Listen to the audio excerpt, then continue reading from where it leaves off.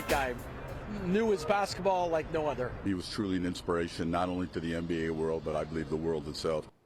Paying tribute to a West Coast sports icon. Tonight, family, friends, and fans all remembering basketball legend Jerry West. Good evening, everyone. Welcome to West Coast Wrap. I'm Alex Savage.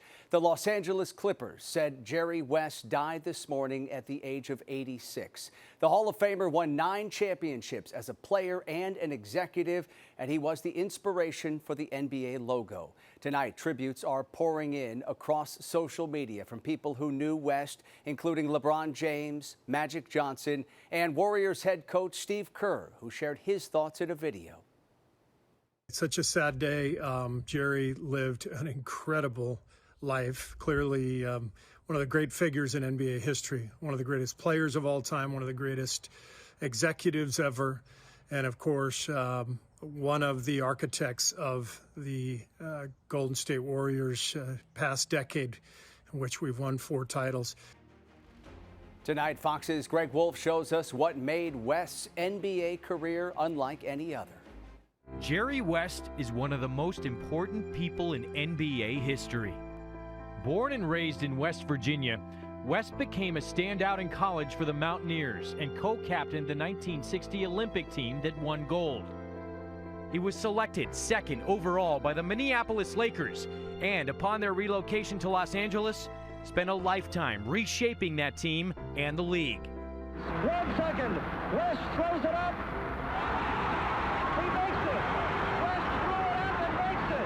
The Los Angeles Lakers made the finals 5 times in 8 years, only to lose to Bill Russell and the Boston Celtics every time. In 1969, West became the only player ever awarded an NBA Finals MVP from the losing team.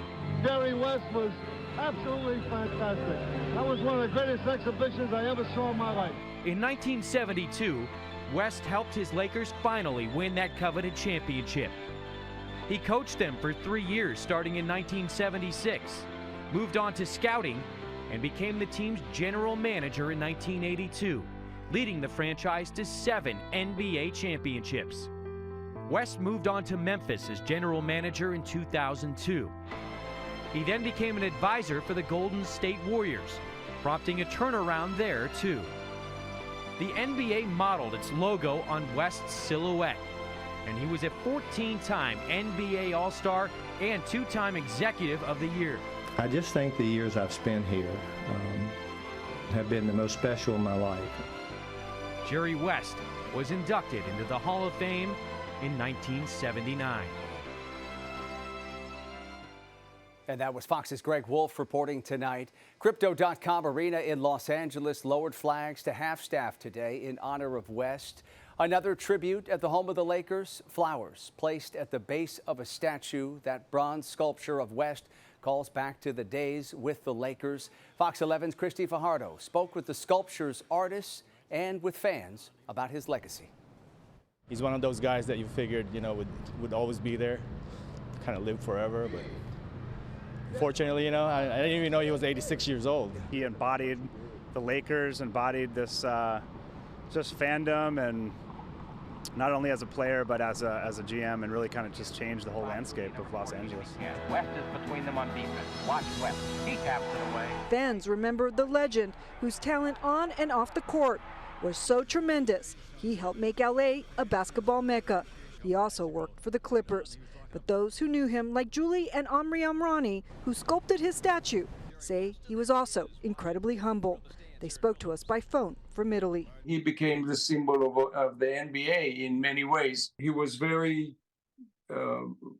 shy and at the same time very professional. That's how we can remember him. Well, I think he had a lot of grace in how he played as well. When we unveiled the piece, I just remember he was kind of on the shy side of the recognition, who he was and what he did. They last saw him in February at the unveiling of the Kobe statue and say, as always, he avoided the limelight. Now fans are saddened. Photos with his likeness will be the last memory they have of the great and want future generations to continue to know him from his silhouette on the NBA logo. Once you see that logo, you don't even think about oh, what league is that? What does that mean? That's the NBA. That's Jerry West. And that was Fox 11's Christy Fajardo reporting tonight from Southern California. And part of what made Jerry West's career so unique is that it was twofold. Earlier today, I spoke with Sean Fletcher, who's a professor of PR and sports communication at San Jose State University. He offered some insight on what made West an accomplished athlete and a great basketball executive. He listened. He paid attention. He understood what was needed for every unique moment, not just as, and the fascinating part about what I've learned about him as an individual, the same that he was in his talent evaluation with the uniqueness and the way he would tailor make a roster for a coach and for a front office, he was that way as a human being. And, I think that we oftentimes, a lot of the focus is put on his work as an executive because that's sort of what's top of mind and most recent. And sometimes maybe his playing career, it's kind of far removed for a lot of us, I would say. But he was an incredible clutch player, right? We talk about the clutch players that we know of from the modern NBA. He was right up there. I mean, everyone who played with him said he wanted to take the big shot. Absolutely. He has a famous quote talking about the current sort of usage of a player is a dog or, a player is tenacious or anything like that. And he said, I hear a lot of people talking about dog. He said, I was a wolf. I ate dogs. That was how competitive he was. And he continued that even throughout his career in his executive role. Despite all of the praise, people who knew West say he struggled knowing his image inspired the NBA's logo. Sports commentator and journalist Roy Firestone says West never thought he was worthy of such an honor. This logo behind me, if you're even reasonably interested in the NBA, you all know it. It's a logo the NBA has used for 55 years, and it is a silhouette of Jerry West. Interesting to note that Jerry really never liked it. He was so humble. It was almost painful for him in some ways, which is strange. You'd think that he'd be thrilled with that. But the thing about Jerry West is he was always in anguish. He was always hurting in some ways. Jerry West always felt that he was wanting for something. And people really maybe don't realize him. He won NBA titles as an executive 8 times, once as a player, but he always felt he wasn't good enough it wasn't as good as it could have been had he won those titles. So he was a guy with a real mixed bag of anguish and trauma, but the greatest executive certainly in the NBA history. And we have much more coverage up at our website. That's westcoastwrap.com, including a look back at the defining moments from West's life, among them being awarded the Presidential Medal of Freedom. We move on now to other news, and a dangerous standoff unfolded inside an FBI office in Seattle late today. Authorities say an armed woman barricaded herself in a publicly accessible part of that building, prompting a huge response from law enforcement and forcing numerous street closures in the downtown area. Officers spent about an hour communicating with the woman, and she was eventually taken into custody. No one was hurt during this standoff. The FBI has reported an uptick in threats against agents and FBI facilities over the past few years. Friends and family are calling for justice after the killing of General Hospital actor Johnny Wactor. A crowd marched through downtown Los Angeles earlier today, where Wactor was shot to death last month by thieves who were trying to steal his car's catalytic converter. As Fox 11's Matthew Seedorf reports, the actor's killing is now leading to activism.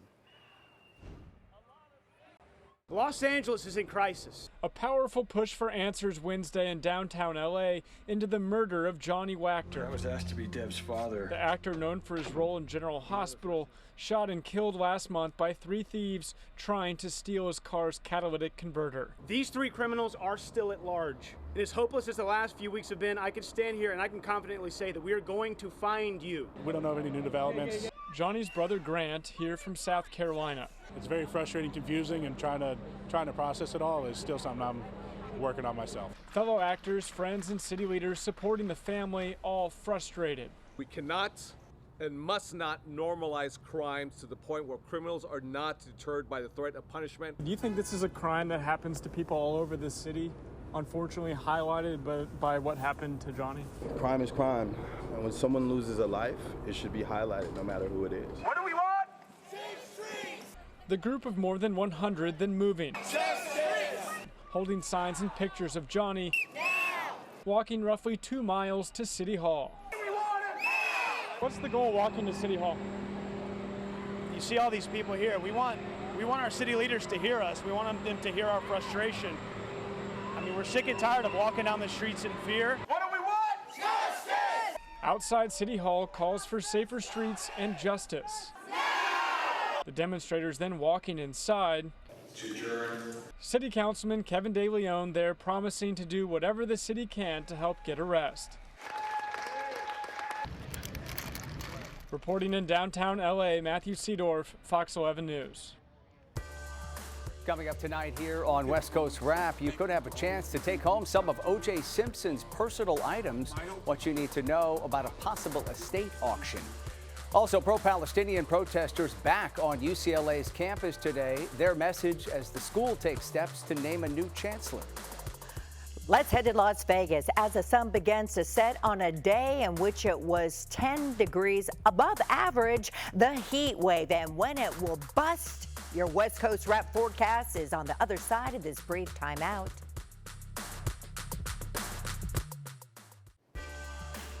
Another pro-Palestinian protest today at UCLA drew about 200 people.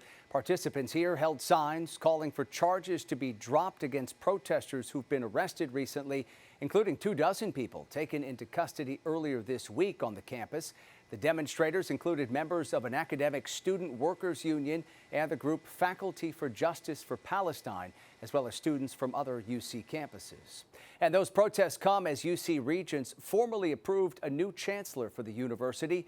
Dr. Julio Frank, a global public health researcher, will succeed Gene Block, who is stepping down next month after 17 years. The announcement of his retirement preceded the weeks of protest that became a national flashpoint over the war between Israel and Hamas in Gaza. Dr. Frank had this to say when asked about the protests. Freedom of expression it does not include or protect harassment or discrimination. If we have clarity on all of that, then I think we can move forward. Dr. Frank most recently served as the president of the University of Miami. He is a global public health researcher with previous posts at Harvard, the World Health Organization, and as the Secretary of Health in Mexico. In Nevada, the attorney handling O.J. Simpson's estate says he may put his personal items up for auction. A filing in Nevada court says the proceeds from the sale of the items at auction would, quote, maximize the estate's value for creditors and interested parties. When Simpson died earlier this year, he owed the family of Ron Goldman more than $100 million. A hearing about that possible auctioning off of property is set to happen on July 26th. And today marks 30 years since the murders of Simpson's former wife, Nicole Brown Simpson, and her friend Ron Goldman outside her L.A. home. And TMZ has a new documentary out titled TMZ Presents O.J., How He Really Did It. In it, Harvey Levin talks about what he remembers covering that story and what he believes really happened the night of the killings. What I think happened was O.J. went over there to slit her tires, and that's why he had a knife. He had done that a month before. Levin's theory is that Simpson saw Ron Goldman show up at her home, and that's what triggered the murders. That new documentary is now streaming for free on Tubi. In the next hour, the excessive heat warning will be allowed to expire in the Sacramento Valley area, but another couple of hours until it is allowed to expire across southern portions of Nevada, working its way into Arizona.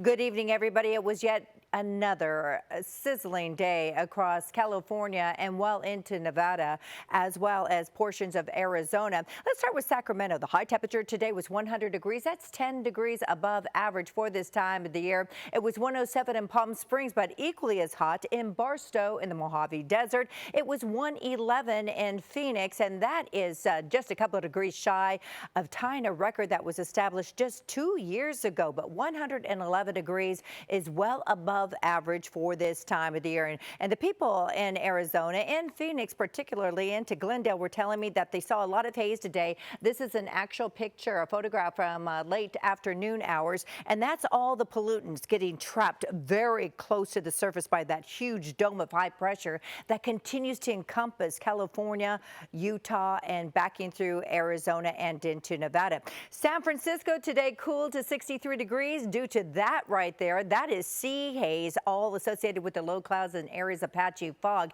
Yesterday it was 74 degrees there. Now Seattle came in below average. Typically, we should see 70 degrees in throughout Seattle, back in through Portland. Today, 67, but no complaints. Where there are some complaining is right there around Salt Lake City at 91 degrees. How about Reno, currently at 92 degrees? We do have a couple of changes happening right now. We have this area of low pressure that has been encompassing Southern California, just spinning its wheels offshore. Well, that will migrate a little bit to the south. We've seen nothing but May, gray, and June gloom across Los Angeles and in San Diego, but that's going to change. We will see a hint more of some sunshine in Los Angeles, realizing a near seasonal high of 73 to 74 degrees. Meanwhile, 71 degrees in San Diego. We're talking about the extended forecast with the bottom falling out for the last weekend of spring in Seattle with a high temperature only in the upper 50s. Alex? Thank you. Police in Las Vegas are investigating after 6 dogs were found yesterday dead inside a locked U-Haul truck. When officers got here, they found a dog in distress and broke the window to rescue it. Another vehicle nearby also had animals inside. They were rescued as well. Police have arrested a man they believe is the owner of those animals. Animal protection officers seized the animals that were found alive at this scene, and tonight police are investigating the circumstances of this disturbing discovery. We have an update tonight on an Oregon firefighter who was hurt on the job last month. The fire chief in the city of Gresham says the firefighter suffered the most serious injuries his department has ever seen. Fox 12's So-Young Kim spoke with the fire chief about how that community is rallying around his family. This is certainly the worst firefighter injury we've had in Gresham Fire Department in its history. Gresham Fire Chief Scott Lewis describing what happened to firefighter Spencer Tejadas on May 30th. Firefighter Spencer Tejadas had more severe injuries. He has burns on 45% of his body, still in critical condition. On that day, Tejadas went into a house fire in southeast Portland, thinking a child may have been trapped inside, which ended up not being the case. Authorities have since learned new details about what may have led to the blaze. The cause of this fire was an unattended candle, and they were using candles because their power was shut off, and that happens, and we understand that. Moments after Tejadas and fellow firefighters entered the home, the situation quickly escalated. The fire conditions in the structure deteriorated rapidly, and we had what we call a flashover, where everything in the room catches on fire all at one time. Lewis says the gear simply couldn't stand up to what happened next. Firefighter protective clothing is good for most fires, and certainly 500-600 degrees, they're fine. During a flashover, it's 1,000 to 1,200 degrees, well above the rating of our fire protective clothing. Even though we buy the very best they make, sometimes the best isn't good enough. The skin burnt from the heat. Now Lewis says the entire firefighting family and community is rallying together and hoping to see Tejadas bounce back soon. Spencer is, some would say, a bit of a goofball. 2 young boys at home, just an everyday good human being. He's got a long way to go, but he's got the love of his family and the support of his firefighters, and we'll do what we can to see him through it. So-Young Kim, Fox 12 Oregon. And the fire department is accepting letters of encouragement for firefighter Tejadas. A GoFundMe page has been set up to raise money for his family. You can find it at westcoastrap.com. Go there to learn more about those efforts to support his family right now. Coming up tonight here on West Coast Wrap, ready for the Olympic flame. Tonight, why it's looking more and more likely that the West will play host to another Winter Games. Also, a record setter here in the West. We'll break down why this mandrill in Arizona is getting international attention. It looks like the West will be hosting another Olympics. Today, the International Olympic Committee's Future Host Commission recommended Salt Lake City, Utah to host the 2034 Winter Games. A formal announcement is expected in the days leading up to the opening of this year's Summer Olympics in Paris. Utah's state legislature has already approved funding to upgrade venues and other infrastructure projects. The last time Salt Lake City hosted a Winter Olympics was back in 2002. Well, now that high schools and colleges are out for the summer, businesses in Hawaii are getting some extra support amid a tight labor market. Fox's Alina Lee brings us the details on the sudden expansion to the local workforce. Students with more time on their hands are spending summer breaks saving up or building their resumes. We have the cocoa head for somebody. Where are they? I don't do anything over the summer this year, so I'm just here to make money and spend it with my friends later. I'm working because I need money for college and I'm not doing anything for summer, so why not make money? Retail Merchants of Hawaii says summer is traditionally a busy time, but the added labor force makes it easier to find hires compared to other times in the year. There's always been a labor shortage even prior to the pandemic, but with summertime, we see a lot of students coming back home to spend the summer, and the summer is long. It's just not like 2 or 3 weeks, it's a few months, so they're more apt to try and get a summer job. Until probably the last week of May, I couldn't find anyone to work, and then school let out and we had a ton of new applicants. We feel like every single day is a weekend during the summer. There's a lot of applicants, like Hawaiian college students who come back from home. Many businesses are welcoming student hires ages 16 and older. Usually high school, college. I have some older students in their mid-20s. It's a great time to get some experience outside of school. More students come here during the summer for work. For me, I just want to build a foundation for my future. I'd say it's because I'm free, it's easier for me than usual, yeah. Waikiki is as busy as ever with the start of summer break, and lots of businesses are looking to hire. Send in those applications or ask for work in person, because you'll never know if you'll get hired on the spot. Alina Lee, KHON2 News, working for Hawaii.